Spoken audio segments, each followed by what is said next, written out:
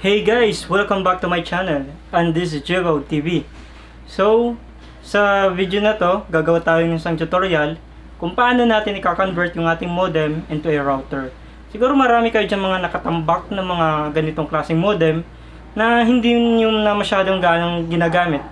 Pero, pwede pa natin yung magamit sa ibang purpose. So, pwede natin siyang gawing router para mas marami kayong access point sa inyong mga devices.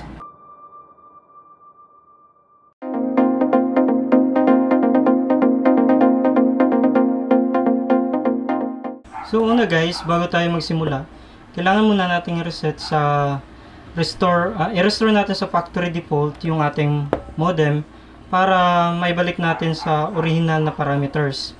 So tulad ng itong klaseng modem na hawak ko na isa, yung ZLT S10G.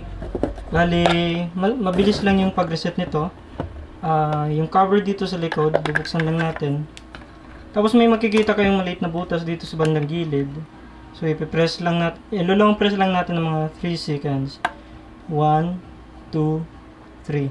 Then mapabantayan natin yung ilaw, mamamatay siya. Then mag-on ulit. Ang next na step na gagawin natin ay gamit yung ating computer or sa cellphone.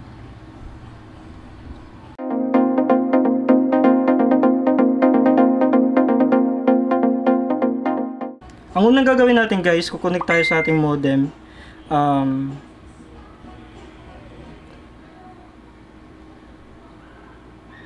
Punta tayo dito sa ating network settings. So, kung makikita nyo, nakakonect na yung phone ko dito sa ating ZLT. Nag-auto-connect na siya. Pero naka-default to. So, ayun, naka-record na dito sa phone ko. So ayan, nakakonect na tayo sa ZLT S10G. So i-open lang natin yung ating browser. Ayan.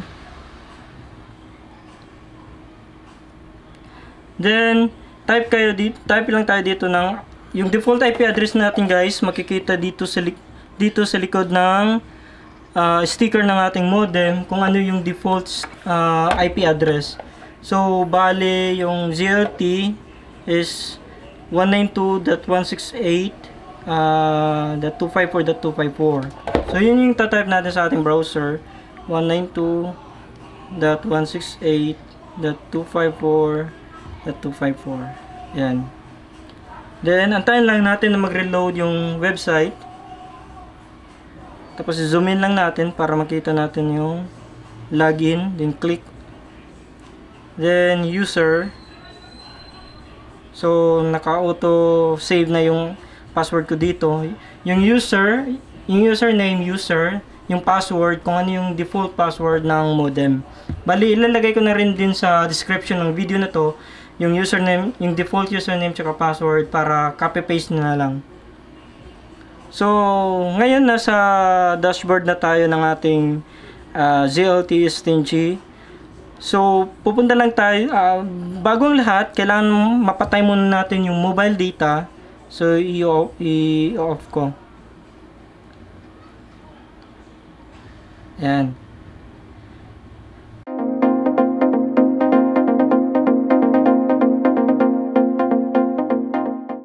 Tapos, dapat meron tayong LAN cable na naka-prepare.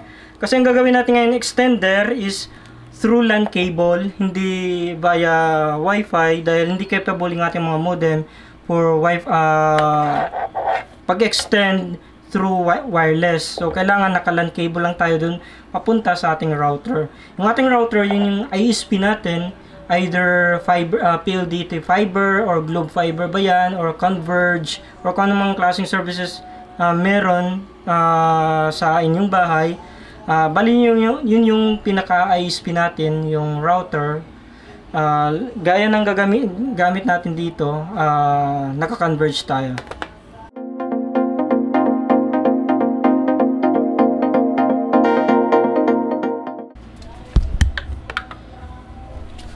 So bali, itong LAN cable natin, pipili lang tayo dito ng kahit anong port sa router ng ating ISP. ISP meaning Internet Service Provider. So yung Internet Service Provider natin is Converge for the purpose of this tutorial. Tapos yung kabilang dulo, ito yung kukonect natin doon sa ating modem.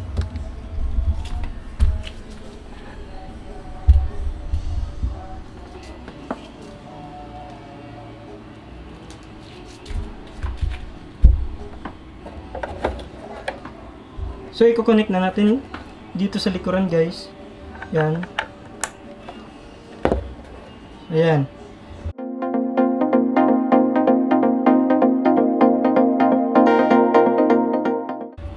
Ngayon, dito sa ating cellphone, na-i-off na natin yung internet connection.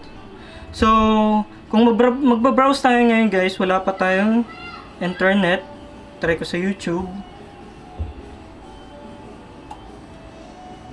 Ayan, so walang internet. So, balik tayo dito sa ating browser. Napakasimpleng procedure lang yung gagawin natin, guys. So, punta tayo sa device settings. And then, dito sa device settings, piliin natin yung advanced settings.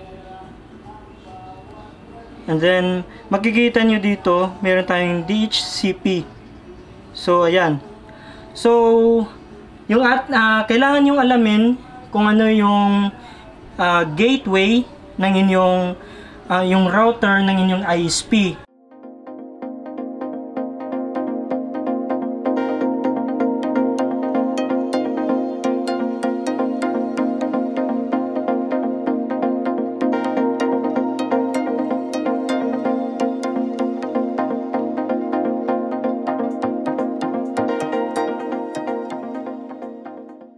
So, sa ating tutorial ngayon, bali yung gateway ng ating ISP is 192.168.100.1.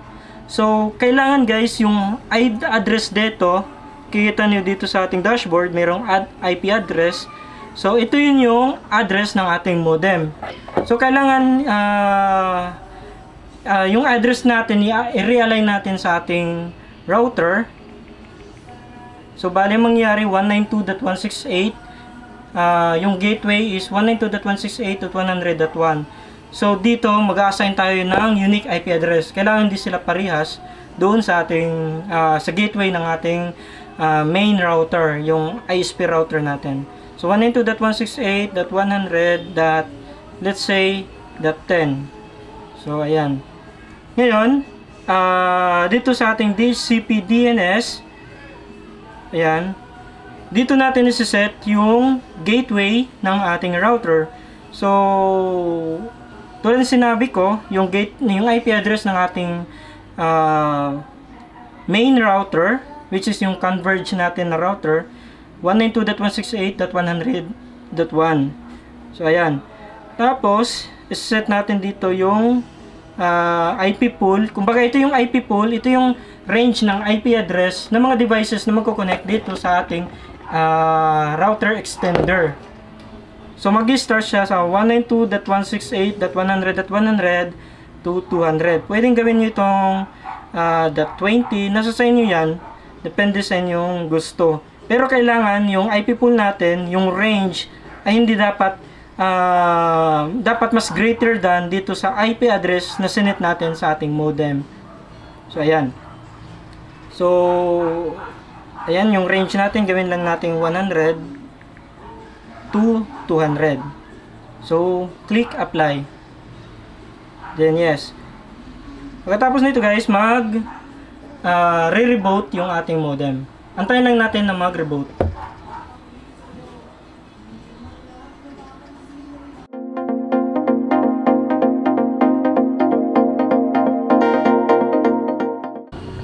So, bali ngayon, na-restore na, nag-reboot na yung ating modem.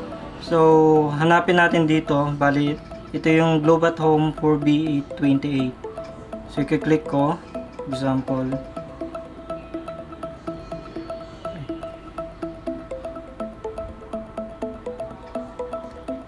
So, asking password. Ayun na. Yan. Yan. So, connected na tayo. Balik tayo dito sa ating dashboard para makita natin kung ano yung status ng ating modem dito sa kanyang dashboard. Balik kung ano yung sinit nating IP address pala kanina bago siya nag-reboot. So, kung natatandaan nyo, 192.168.100.10.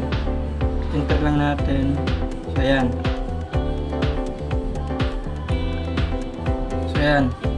So, mapapansin guys, yung IP address niya na iba na dun sa previous na IP address na ginamit natin. Dahil ito na yung IP address niya na naka-assign dun sa main router natin. So, makikita nyo.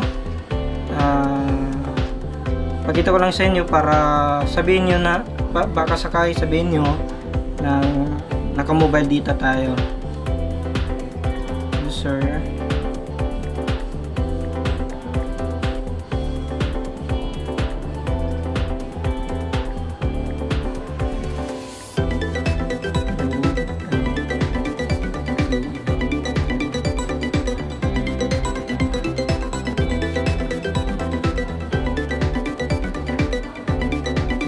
Ayan, nakikita nyo naka-off yung internet connection, tapos naka-read yung status ng ating modem, pero naka-router mode na to. So, punta tayo sa YouTube. So, ayan. So, click ko to. So, ayan, may internet na tayo. Ganun lang kasimple. I-convert sa router yung ating modem. So, kahit ilang devices pwede na mag-connect dito via Wi-Fi. So, na-extend na yung access dun sa ating main router. So, mas nadagdagan yung AP. Kung meron kayong kapitbahay na may internet tapos makikabit lang kayo, tapos meron kayong router na gaya nito, pwede nyo magamit para ma-extend yung internet connection ng inyong kapitbahay papunta sa bahay niyo.